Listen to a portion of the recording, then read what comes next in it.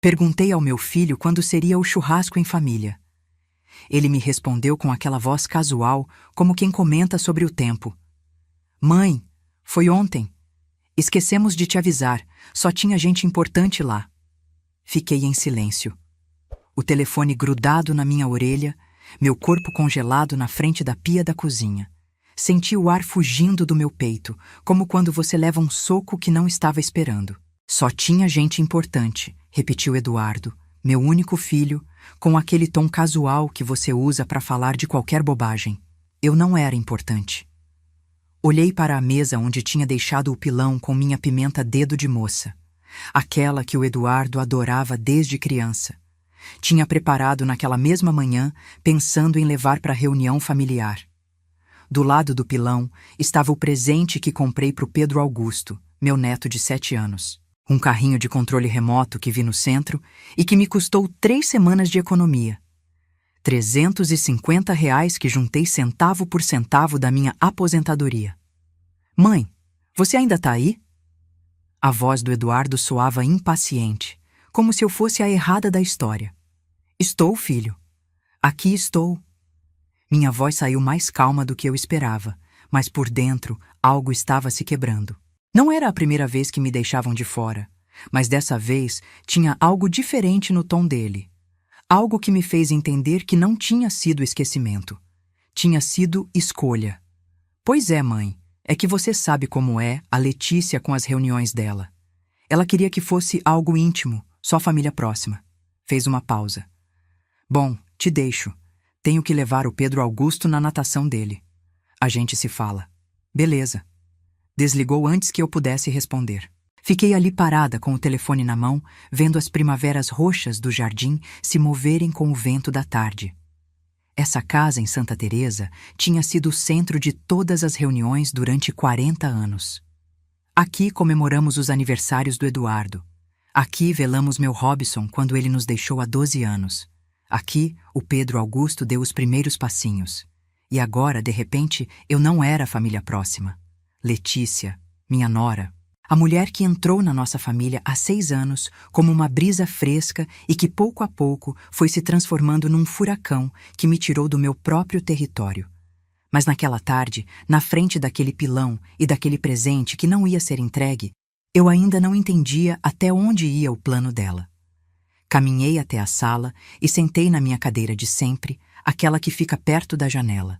Dali, eu conseguia ver o relógio antigo da minha avó pendurado na parede. Aquele que dava as horas com um som especial que acompanhou minha vida inteira. Eram 4:30 da tarde. Nesse horário, eu deveria estar chegando na casa do Eduardo com minha pimenta e meu abraço para o Pedro Augusto, mas eu estava aqui, sozinha, não convidada. Se você me perguntar o que senti naquele momento, eu te digo que foi como cair num poço muito fundo, onde sua própria voz ecoa e ninguém te escuta. Porque não era só sobre um churrasco, era sobre uma mensagem clara. Seu lugar nessa família não existe mais. O que eu não sabia é que aquilo era só o começo, porque uma semana depois, quando o telefone tocou de novo e eu vi o nome do Eduardo na tela, minha vida estava prestes a dar uma virada que nem nos meus piores pesadelos eu tinha imaginado. Me chamo Heloíse Ferreira da Costa. Tenho 68 anos e durante a maior parte da minha vida fui a coluna da minha família. Não digo isso com orgulho, digo como fato. Foi assim que minha mãe me criou, assim vivi e assim pensei que ia morrer. Rodeada dos meus, respeitada, querida. Essa casa onde moro sozinha agora, herdei dos meus pais. É uma construção antiga em Santa Teresa, com tetos altos, piso de ladrilho e um jardim que meu pai plantou com as próprias mãos. As primaveras roxas que tanto amo foram presente da minha mãe quando fiz 15 anos. Para você sempre ter cor na sua vida, minha filha, ela me disse. Se passaram 53 anos e essas primaveras continuam florescendo toda a primavera, mais fortes que nunca. Aqui me casei com o Robson. Aqui nasceu o Eduardo. Aqui montei meu ateliê de costura no que antes era a lavanderia. Durante 30 anos trabalhei costurando vestidos de debutante, roupas de batizado, ajustes de todo tipo. Minhas mãos sempre ocupadas, sempre criando algo bonito para alguém. Robson era eletricista. Um homem trabalhador, calado, daqueles que não prometem a lua, mas constroem um teto firme. Morreu de infarto há 12 anos, quando o Eduardo tinha 30. Foi tão de repente que nem conseguimos nos despedir. Numa terça-feira, ele estava consertando a instalação de um prédio em Botafogo, e na quarta de madrugada já não estava mais aqui. Fiquei viúva com 56 anos, com uma casa quitada, algumas economias e um filho adulto que já trabalhava como engenheiro numa empresa de construção. Pensei que o pior tinha passado. Pensei que tinha sobrevivido à maior tempestade da minha vida. Como eu estava enganada. Durante esses anos de viuvez, minha casa virou ponto de encontro. Todo domingo eu fazia feijoada, rabada ou churrasco. Minha irmã Márcia vinha com os filhos dela, os primos do Eduardo, e enchiam o jardim de risadas. O Pedro Augusto, que naquela época era só um bebê, dormia nos meus braços enquanto eu conversava com as comadres no corredor. Letícia ainda não tinha aparecido na história. O relógio de parede da minha avó marcava cada uma dessas reuniões com seu som especial. Esse relógio tem mais de 100 anos. É de madeira entalhada à mão, com números romanos dourados e um pêndulo que balança num ritmo hipnotizante. Minha avó trouxe de ouro preto quando se casou e sempre dizia que enquanto esse relógio continuasse dando as horas, a família ia permanecer unida. Eu acreditei nessa promessa como se fosse um pacto sagrado. Mas antes de continuar, verifique se você já está inscrito no canal e conte nos comentários de qual cidade ou país você está assistindo. Adoramos saber até onde nossas histórias chegam. Eduardo conheceu a Letícia numa conferência de trabalho há 6 anos. Ela era relações públicas de uma empresa de eventos. Bonita, segura de si mesma, com aquele tipo de confiança que vem de ter crescido numa família com dinheiro. Desde a primeira vez que a trouxe em casa, notei algo no olhar dela quando percorreu os cômodos. Não era admiração, era avaliação. Que casa grande para você sozinha, Heloise, ela me disse na segunda visita, me tratando por você como se já fôssemos amigas íntimas. Não te dá medo ficar aqui com tanto espaço vazio? É meu lar, respondi com um sorriso. Aqui estão todas as minhas lembranças. Lembranças não pagam IPTU nem luz. Ela rebateu com uma risada que queria parecer engraçada, mas que me deixou um gosto amargo na boca. Eduardo defendeu ela. A Letícia tem razão, mãe. Você devia pensar em algo menor, mais fácil de manter. Foi a primeira vez que meu filho sugeriu que eu deixasse a casa da minha vida. Não seria a última. Eles se casaram há 5 anos num salão chique no Leblon que custou uma fortuna. Letícia queria tudo grande. Vestido importado, banquete para 200 pessoas, banda ao vivo e grupo de samba. Eu contribuí com 100 mil reais das minhas economias para ajudar nos gastos. Dinheiro que ganhei costurando durante 2 anos inteiros. A gente te devolve, mãe, o Eduardo prometeu. Ainda estou esperando. Depois do casamento, as coisas começaram a mudar devagar. Tão devagar que no início eu nem percebi. As reuniões de domingo viraram quinzenais, depois mensais, até praticamente sumirem. Letícia sempre tinha uma desculpa. Que o Pedro Augusto tinha atividades, que ela tinha cursos, que o Eduardo estava cansado. Por que você não vem na nossa casa, Heloise? Ela sugeria. Mas quando ia me sentia como visita, não como avó da família. Meu ateliê continuava funcionando, mas com menos clientes que antes. As senhoras do bairro ainda me procuravam, mas minhas mãos já não eram tão rápidas quanto aos 40.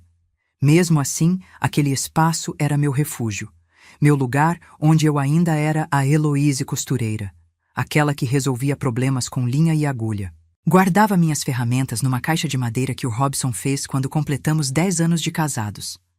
Dentro tenho tesouras de 3 tamanhos, agulhas de todas as espessuras e linhas coloridas que parecem um arco-íris organizado. Toda vez que abro essa caixa, sinto que o Robson ainda está aqui cuidando de mim. Mas a solidão tem um peso que nenhuma caixa de ferramentas consegue segurar. E então veio a ligação do churrasco. Aquele esquecemos de te avisar. Só tinha gente importante que me partiu em 2. Naquela noite, depois de desligar com o Eduardo, fiquei olhando para o pilão com a pimenta que ninguém ia provar. Joguei tudo pela pia e chorei enquanto a água levava a pimenta, o alho, os tomates assados. Senti que estava jogando fora algo mais que comida. Estava jogando fora a ilusão de que eu ainda importava. O que eu não sabia era que em 7 dias exatos o Eduardo ia me ligar de novo. Mas dessa vez não seria para me excluir de uma reunião. Seria para me pedir 100 mil reais com a cara de pau de quem acha que sou um caixa eletrônico sem sentimentos. E ali, diante desse pedido, algo dentro de mim finalmente acordou. A exclusão não chegou de uma vez como um portão batendo. Chegou como umidade nas paredes. Devagar, invisível, até que um dia você olha e toda a estrutura está podre. Depois da ligação do churrasco esquecido, comecei a lembrar de outras vezes. Momentos pequenos que na época justifiquei com desculpas, mas que agora, colocados um atrás do outro, formavam um desenho que me revirou o estômago. O aniversário de 6 anos do Pedro Augusto, por exemplo. Passei 3 dias fazendo o bolo favorito dele. Brigadeirão com morangos frescos e chantilly. Decorei com carrinhos de brinquedo comestíveis que fiz com pasta americana, porque o Pedro Augusto era obcecado por carros. Cheguei na festa dele com o bolo nas mãos, emocionada para ver o rostinho dele se iluminar. Mas quando entrei no jardim da casa deles, já tinha outro bolo em cima da mesa. Um enorme de uma confeitaria cara dos jardins, com desenho de super-heróis em 3 andares. Ai, Heloise, a gente não sabia se você ia conseguir vir. A Letícia me disse com aquele sorriso que eu já começava a conhecer bem. Por isso, encomendamos esse outro. Mas que detalhe lindo você trouxe! A gente pode guardar para depois. O Pedro Augusto nem olhou para o meu bolo. Todas as crianças estavam em volta do de super-heróis gritando empolgadas. Fiquei ali parada, segurando meu bolo caseiro como uma boba, sentindo que meus 3 dias de trabalho não valiam nada. Não sabiam se eu ia vir no aniversário do meu próprio neto. Perguntei para o Eduardo mais tarde quando o encontrei sozinho na cozinha. É que você nunca confirma a tempo, mãe. Ele respondeu sem nem me olhar nos olhos. A Letícia precisa de números exatos para planejar as coisas direito. Aquela foi a primeira vez que senti que estava virando um problema a ser resolvido, não a avó da família. Depois veio o Natal do ano passado. A gente sempre comemorou a véspera na minha casa. Era tradição. Eu fazia o bacalhau. A Márcia trazia a farofa e o arroz, e entre todas montávamos a ceia enquanto os homens arrumavam o presépio. Às 11 da noite, abríamos os presentes embaixo da minha árvore. Aquele pinheiro artificial que tenho há 20 anos e que já está meio caindo aos pedaços, mas que guarda mais lembranças que qualquer árvore nova. Mas naquele ano, no começo de dezembro, o Eduardo me ligou. Mãe, esse ano a gente vai fazer a ceia na casa dos pais da Letícia. É que a mãe dela está com a saúde frágil e não pode viajar muito. E por que não trazem ela para minha casa? Aqui tem espaço para todo mundo. É que já está tudo combinado, mãe. Já encomendaram a comida, já tem tudo pronto. Ano que vem a gente faz na sua casa, prometo. Passei a véspera de Natal vendo programas natalinos na televisão, comendo sobras de frango requentadas no micro-ondas. O relógio da minha avó deu as 12 badaladas e cada som me lembrou que estava completamente sozinha. A Márcia me chamou para a casa dela, mas eu disse que não. Meu orgulho ainda estava intacto naquela época. Ainda achava que se eu me fizesse de forte, se não mostrasse fraqueza, as coisas iam voltar ao normal. Como fui ingênua. Em janeiro, a Letícia fez aniversário. Eduardo organizou um almoço num restaurante italiano em Ipanema. Me convidaram, claro, mas quando cheguei percebi que me colocaram na ponta da mesa, longe da aniversariante, entre pessoas que eu não conhecia. Letícia estava no centro, rodeada das amigas dela, da mãe, da irmã. Riam, brindavam, tiravam fotos que depois vi no Facebook com hashtags tipo Minha Família Querida e as Melhores Pessoas. Eu não saí em nenhuma foto. Quando chegou a conta, o Eduardo veio até mim. Mãe, você pode ajudar com a sua parte? São R$ 400. R$ 400 por um almoço onde nem me deram bola. Onde fui um móvel a mais na decoração. Paguei. Claro que paguei. Porque é isso que mães fazem, não é? pagam, calam, aguentam, esperando que um dia devolvam pelo menos uma migalha do amor que deram. Passaram 3 dias desde que desliguei na cara do Eduardo. 3 dias em que ignorei as ligações dele, as mensagens, as tentativas de me fazer sentir culpada. Então ele apareceu na minha porta numa quarta-feira de tarde.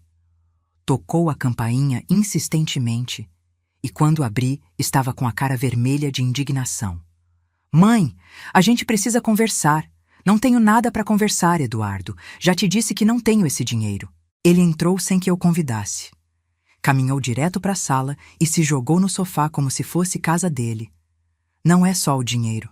A Letícia está muito chateada com você. Fiquei parada no batente da porta de braços cruzados. A Letícia está chateada? E o que foi que eu fiz agora? Você falou para a tia Márcia que a gente te trata mal, que te excluem das reuniões. A tia Márcia contou para a prima Fernanda e agora a família toda está perguntando o que está acontecendo. Você está fazendo a gente passar vergonha. A risada que saiu da minha garganta soou amarga até para mim. Eu estou fazendo vocês passarem vergonha. Eduardo, vocês não me convidaram para o churrasco, não me convidaram para a festa da Letícia. Passei o Natal sozinha. Isso não te parece que é me fazer passar vergonha? São exageros seus. Já te expliquei. Às vezes é melhor ter espaços separados. Mas quando precisa de dinheiro ou que eu cuide do Pedro Augusto, aí não tem espaços separados, né? Ele se levantou furioso. Sabe de uma coisa? A Letícia tinha razão sobre você. Ela diz que você é manipuladora, que usa o papel de vítima para nos controlar. Diz que desde que a gente casou, você tenta se intrometer no nosso relacionamento. Aquelas palavras me acertaram como pedras. Intrometer, Eduardo. Eu só quis fazer parte da família. Só quis ver meu neto crescer. Só quis... Pois a sua forma de querer é muito tóxica, mãe. O silêncio que veio depois foi tão pesado que quase dava para tocar. Tóxica. Minha voz saiu só num sussurro. Cuidar do seu filho quando vocês viajavam é tóxico? Emprestar dinheiro que vocês nunca devolvem é tóxico? Costurar vestidos de graça para a família da sua esposa é tóxico? Não é sobre isso. Então sobre o que é, filho? Me explica. Me fala como foi que passei de ser sua mãe para ser um problema que precisa ser resolvido. Eduardo passou a mão no cabelo frustrado. Olha, mãe, eu vim te pedir para você parar de falar mal da gente com a família. E sobre o dinheiro, sério, eu preciso.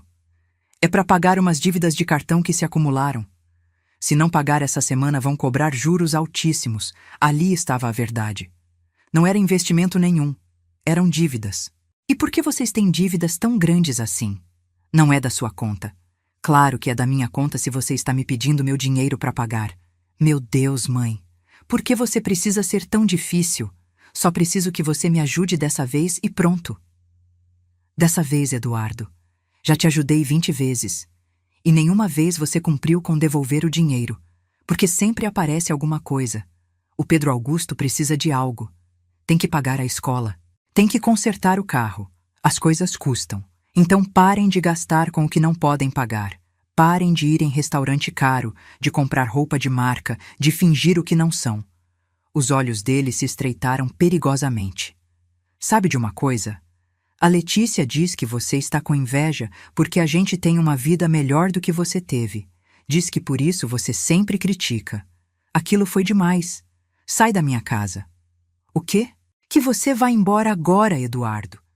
E da próxima vez que vier aqui vai ser porque realmente quer me ver, não a minha carteira. Ele ficou me olhando com uma mistura de surpresa e raiva que nunca tinha visto. Finalmente pegou as chaves e foi para a porta. Antes de sair, virou. Sabe o que a Letícia me disse quando te conheceu? Que você parecia dessas sogras que nunca soltam os filhos. E eu disse que não, que você não era assim. Mas acho que ela tinha razão. A porta bateu e fiquei sozinha na sala, tremendo da cabeça aos pés. Me joguei na cadeira perto da janela. As primaveras roxas balançavam com o vento, indiferentes à minha dor. O relógio da minha avó deu 5 badaladas. E ali naquele silêncio devastador, entendi uma coisa que partiu minha alma. Tinha perdido meu filho. Não para a morte. Não para a distância. Perdi para uma mulher que convenceu ele de que a mãe dele era o problema. E ele escolheu acreditar nela. Chorei como não chorava desde a morte do Robson. Chorei abraçada no chale de lã da minha mãe. Aquele chale que cheirava a alfazema e lembranças. Chorei por todos os anos que dei sem receber. Por todas as vezes que calei para não causar problema. Por todas as humilhações que engoli com um sorriso. Mas no meio das lágrimas, algo mais estava nascendo.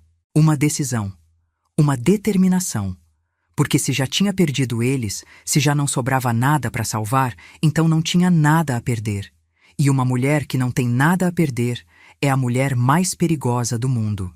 Naquela noite peguei meu caderno de novo. Mas agora não anotei só o dinheiro que me deviam. Anotei cada humilhação, cada exclusão, cada mentira. Escrevi datas, nomes, testemunhas e comecei a fazer ligações. A primeira foi para minha irmã Márcia.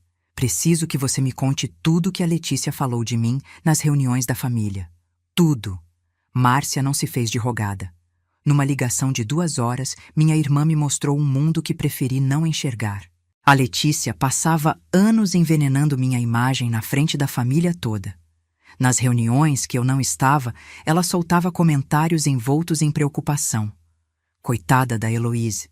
É que nessa idade já ficam com umas ideias estranhas, né? Ou então, ai, é que sogra sempre quer dar palpite em como educar o Pedro Augusto, mas são outras épocas. Pequenas gotas de veneno que, com o tempo, formaram um rio. Semana passada, a Márcia me contou com raiva contida: na festa de aniversário da Fernanda, a Letícia disse que você pediu pro Eduardo te dar uma mesada, porque sua aposentadoria não dá.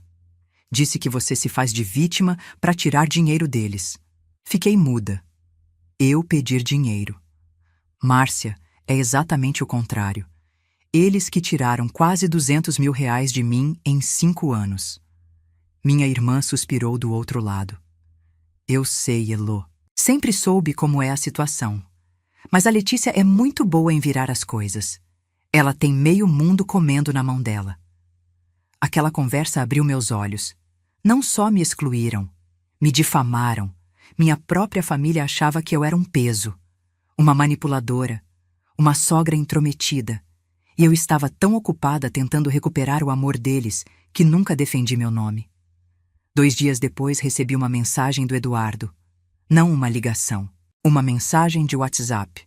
Mãe, pensei melhor. Sei que tivemos um desentendimento, mas você é minha mãe e sempre esteve aí para mim. Preciso te pedir um favor enorme. Você pode me emprestar os R$100 mil? É urgente. Dessa vez eu assino uma promissória e te pago em 6 meses com juros. Por favor. Li a mensagem 3 vezes. Procurei o pedido de desculpas por me chamar de tóxica. Procurei reconhecimento por ter me excluído. Procurei pelo menos um perdão pelo que me disse. Não tinha nada disso. Só o pedido do dinheiro. Levei 2 dias para responder. Finalmente escrevi. Filho, esqueci de te avisar que destinei esse dinheiro para outras coisas importantes. Só tenho dinheiro para gente que me trata com respeito e me valoriza. Espero que entenda. A resposta chegou em 30 segundos. Não acredito. Você vai mesmo fazer isso comigo? Não estou fazendo nada, Eduardo. Só estou aplicando a mesma regra que vocês. Cada um no seu espaço, lembra? Veio uma enxurrada de mensagens. Primeiro tentou me fazer sentir culpada. Sou seu único filho, mãe. Vai me deixar cair assim? Depois tentou a pena. Vão levar nosso carro embora se eu não pagar. Por fim veio o ataque. A Letícia tem razão. Você é uma ressentida que não suporta ver a gente bem. Não respondi nada. Mas no 3º dia recebi uma ligação de um número que não conhecia. Atendi pensando que era alguma cliente do ateliê. Heloíse Ferreira. Sou eu. Quem fala? Sou Marcelo Santos, contador. Sou amigo do seu compadre Rogério. Ele me pediu para te ligar. Rogério era o padrinho de batismo do Eduardo, um homem honesto que trabalhava num banco. Diga, seu Marcelo. Olha, seu compadre me pediu que investigasse algo com discrição. Seu filho e sua nora pediram um empréstimo no banco onde trabalho. Como parte do processo, revisei o histórico de crédito deles. O sangue gelou nas minhas veias. E Eles têm dívidas com 4 cartões de crédito diferentes. A soma total é de R$ 230 mil. Além disso, tem um financiamento de carro atrasado por 3 meses. Se não regularizarem a situação logo, o banco vai iniciar a busca e apreensão do veículo. Senti o chão sumir debaixo dos meus pés. R$ 230 mil. Isso mesmo. E pelo que vejo nos extratos, a maior parte desse dinheiro foi para viagens, restaurantes, roupas, gastos que não são de primeira necessidade. Agradeci a informação e desliguei. Sentei na mesa da cozinha processando o que tinha acabado de ouvir. Não só tinham dívidas enormes, como construíram essas dívidas vivendo uma vida de luxo que não podiam pagar. E agora queriam que eu, com minha aposentadoria de viúva e minhas economias de toda a vida, salvasse o barco deles enquanto continuavam fazendo buracos nele. Naquela noite não consegui dormir. Fiquei olhando para o teto do meu quarto, ouvindo o tic-tac do relógio da minha avó vindo da sala. Cada badalada me lembrava das palavras dela. Enquanto esse relógio continuar dando as horas, a família vai permanecer unida. Mas que família! Uma onde me usavam como banco. Uma onde me difamavam pelas costas. Uma onde meu próprio filho preferia acreditar na esposa em vez de me defender. Não. Aquela não era uma família. Era uma ilusão que me embrenhei em manter viva. E ilusões, por mais bonitas que sejam, não pagam contas nem curam corações partidos. No dia seguinte, fiz uma coisa que nunca tinha feito. Marquei consulta com meu advogado. O Dr. Tadeu me atendeu no escritório dele no centro.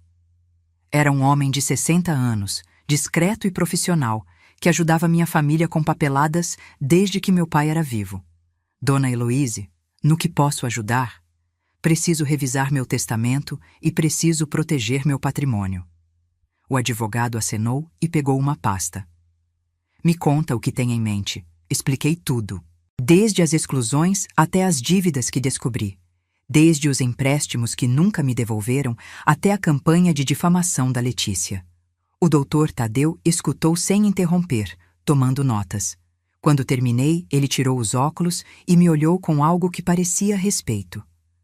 Dona Heloíse, o que a senhora está vivendo é mais comum do que imagina. Muitos idosos são vistos como caixas eletrônicos pelos próprios filhos. Meu conselho é que proteja seus bens agora antes que seja tarde demais. O que o senhor me recomenda? Primeiro, mudar seu testamento. Segundo, criar um fideicomisso para o seu neto. Terceiro, deixar tudo documentado e com testemunhas. Passamos 2 horas revisando opções.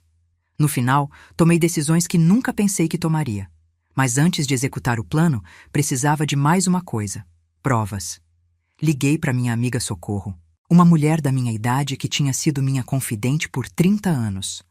Pedi que fosse testemunha de algo que ia fazer. O que você tem em mente, Rê?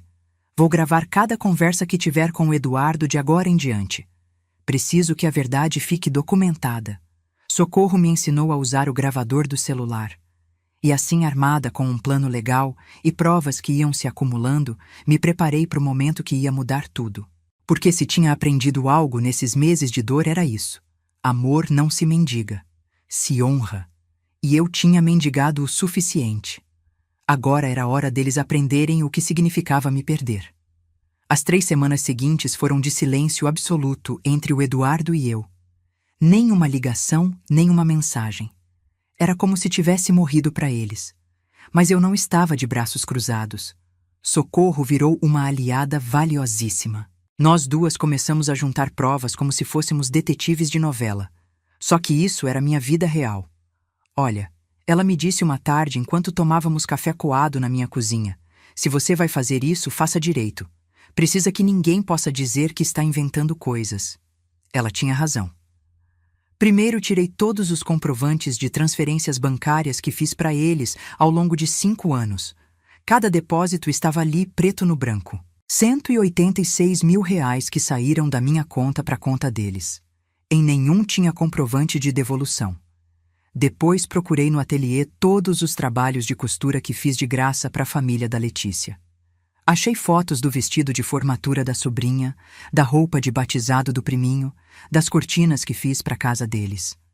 Calculei quanto teria cobrado se fossem clientes normais. R$ 42 mil em trabalhos gratuitos. Depois tinha o tempo que cuidei do Pedro Augusto. Socorro me ajudou a fazer uma lista cronológica. Deu que nos últimos 3 anos cuidei do meu neto um total de 86 dias completos. Se tivessem contratado uma babá, teriam gastado pelo menos R$ 250 por dia. Isso somava mais R$ 43 mil. Você viu, Elô? Socorro disse enquanto somávamos. Você deu o equivalente a R$ 271 mil entre dinheiro e serviços. E nenhum obrigado de volta. Ver esse número me revirou o estômago. Mas a parte mais reveladora veio quando a Márcia, finalmente cansada das mentiras da Letícia, decidiu me ajudar. Vou gravar o que ela disse na última reunião. Minha irmã sussurrou no telefone. Vem ter um almoço domingo na casa da nossa prima Fernanda.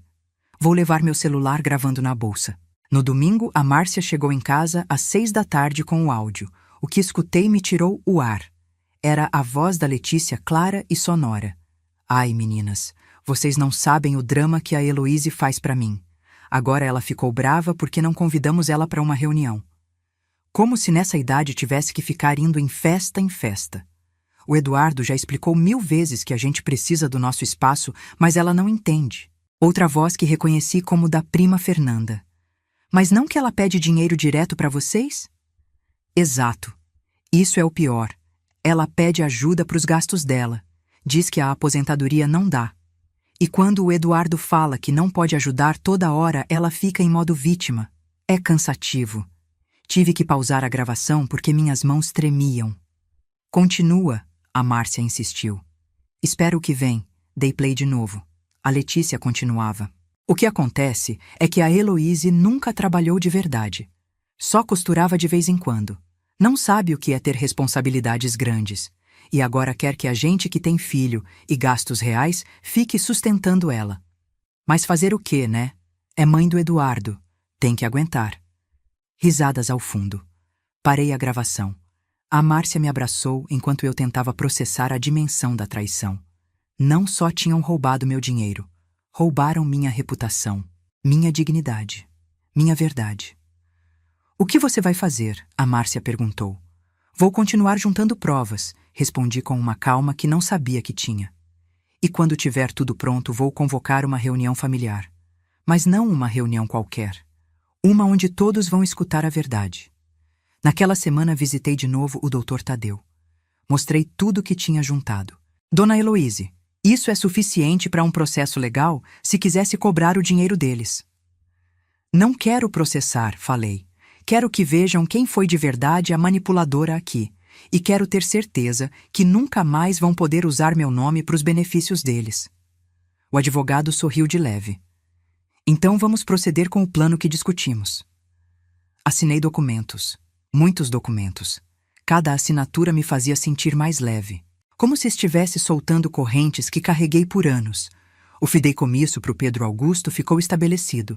Minha casa seria herdada para o meu neto, mas ele só poderia ter acesso quando completasse 25 anos. Enquanto isso, seria administrada pela Márcia e pelo Dr. Tadeu. Eduardo e Letícia não tocariam nem num tijolo. E se tentarem contestar o testamento, perguntei. Com toda essa documentação, seria muito difícil ganharem. Além disso, temos testemunhas da situação de abuso financeiro e emocional que a senhora viveu. Saí daquele escritório com uma pasta grossa debaixo do braço e um peso a menos no coração. Mas faltava a parte mais difícil, a confrontação. Decidi que seria na minha casa, no meu território. Convidaria toda a família. Márcia, Fernanda, meus primos, os tios e, claro, Eduardo e Letícia. Diria que tinha um anúncio importante sobre meu testamento. Isso ia fazer eles virem correndo pensando que finalmente ia deixar tudo para eles. Que surpresa levariam. Preparei os convites com cuidado. Uma mensagem de WhatsApp simples. Reunião familiar importante.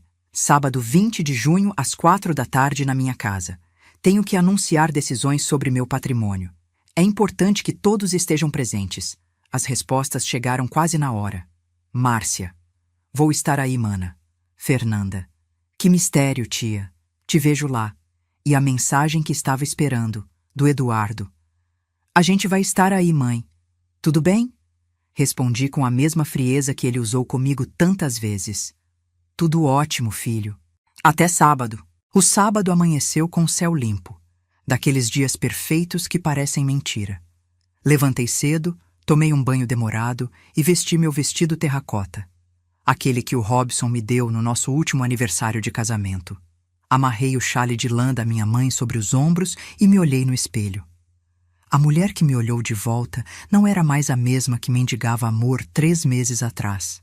Essa mulher tinha as costas retas e os olhos firmes. Às 2 da tarde, Socorro chegou com seu Walter para me ajudar. Já tem tudo pronto? Ela perguntou. Apontei para a mesa de jantar. Ali estava o envelope pardo. Dentro tinha todos os documentos, extratos bancários, comprovantes, fotografias dos trabalhos de costura, a gravação transcrita da Letícia e o testamento registrado em cartório. Tudo pronto, respondi. Às 3h30, a família começou a chegar. Márcia foi a primeira. Tô orgulhosa de você, mana, sussurrou. Fernanda chegou curiosa. Os tios e primos foram enchendo a sala com aquele burburinho de quem sabe que algo importante vai acontecer. Às 4 em ponto tocou a campainha. Eduardo e Letícia. Vi pelo vidro da porta antes de abrir. Letícia de vestido branco e salto alto. Eduardo de roupa social. Vinham vestidos para a celebração. Como estavam enganados. Fiquei de pé na frente de todos, ao lado do relógio da minha avó. Obrigada a todos por virem. Sei que falei que tinha um anúncio sobre meu patrimônio. Mas antes, preciso que escutem algumas coisas. O silêncio veio na hora. Respirei fundo. Há 3 meses liguei para o meu filho para perguntar quando seria o churrasco em família. Ele respondeu que tinha sido no dia anterior e esqueceram de me avisar porque só tinha gente importante lá. Vi a Letícia ficar tensa. Eduardo olhava para o chão. Peguei o envelope. Nesse envelope tenho documentos que mostram a verdade dos últimos 5 anos. Primeiro, os comprovantes bancários. Emprestei para o Eduardo R$ 186 mil, dinheiro que prometeu devolver e nunca vi de volta. Tirei as folhas e passei para Márcia circular. Eduardo ficou pálido. Segundo as fotos dos trabalhos de costura que fiz de graça para a família da Letícia. R$ 42 mil. Terceiro, o cálculo do tempo que cuidei do Pedro Augusto. 86 dias completos. R$ 43 mil. As folhas passavam de mão em mão. Isso soma R$ 271 mil que dei esperando só uma coisa. Fazer parte dessa família. Tirei a transcrição da gravação. Isso é o que a Letícia falou de mim numa reunião que eu não fui convidada. Comecei a ler em voz alta cada palavra sobre eu ser um peso, pedir dinheiro, ser dramática e manipuladora. Quando terminei, a Letícia estava vermelha de raiva. Isso está fora de contexto, ela gaguejou. Sério? Tenho o áudio completo se alguém quiser ouvir. Fernanda olhou para ela com desprezo. Letícia, você acabou de pagar o maior mico. Eduardo explodiu. Mãe, isso é humilhação pública. Não, filho. Trouxe vocês para que escutem a verdade. Me aproximei dele. Você me chamou de tóxica. Me excluiu enquanto tirava cada centavo. As lágrimas começaram a rolar, mas minha voz não tremeu. Eu não sou a tóxica, Eduardo. Eu sou a que te criou sozinha. A que trabalhou costurando até doer os dedos. A que sempre esteve aqui. Tirei o último documento. E agora vem a parte do patrimônio. Todos os olhos grudados no papel. Vi Eduardo e Letícia se inclinarem esperançosos. Esse é meu novo testamento. Assinado e registrado em cartório há 2 semanas. O Dr. Tadeu acenou perto da porta. Minha casa será herdada para o meu neto Pedro Augusto. O silêncio se quebrou com o grito da Letícia. O quê? A casa vai para um fideicomisso administrado pela Márcia e pelo Dr. Tadeu até o Pedro Augusto completar 25 anos. Isso é injusto, a Letícia gritou. Eduardo é seu único filho. Direito se ganha com respeito e dignidade. Respondi calma. Segundo, o relógio da minha avó vai ser doado para o museu da paróquia. Ninguém pode vender. Vi os olhos da Letícia encherem de lágrimas de raiva. Terceiro. Perdoo a dívida de R$ 186 mil. Eduardo levantou a vista esperançoso. Mas esse perdão vem com uma condição. Isso é o último que recebem de mim. Não vai ter mais empréstimos. Não vai ter mais ajudas. Quarto. Estabeleci uma conta de R$ 25 mil para a educação do Pedro Augusto. Só ele pode acessar aos 18 anos. E quinto. Regime de visitas supervisionadas com meu neto. Uma videochamada por semana e uma visita quinzenal aqui em casa. Supervisionadas, a Letícia explodiu. Não confio em vocês como intermediários entre meu neto e eu, respondi. Por 3 anos usaram o Pedro Augusto como desculpa, mas me negaram acesso real a ele. O doutor Tadeu se aproximou. Tudo está legalmente documentado. Qualquer tentativa de contestar será difícil de sustentar. Letícia levantou de supetão. Isso é ridículo, Eduardo. Vamos embora. Mas Eduardo não se mexeu. Estava com a cabeça entre as mãos. Pela primeira vez vi algo que não via há anos. Vergonha. Me aproximei dele. Eduardo, eu te amo. Isso nunca vai mudar. Mas não vou permitir que continue me tratando como caixa eletrônico. Não vou continuar mendigando um lugar na sua vida. Mas você é minha mãe. Exatamente. Sou sua mãe. Não sua empregada nem seu banco. Letícia pegou Eduardo pelo braço. Vamos. Mas antes que pudessem dar um passo, Pedro Augusto entrou correndo.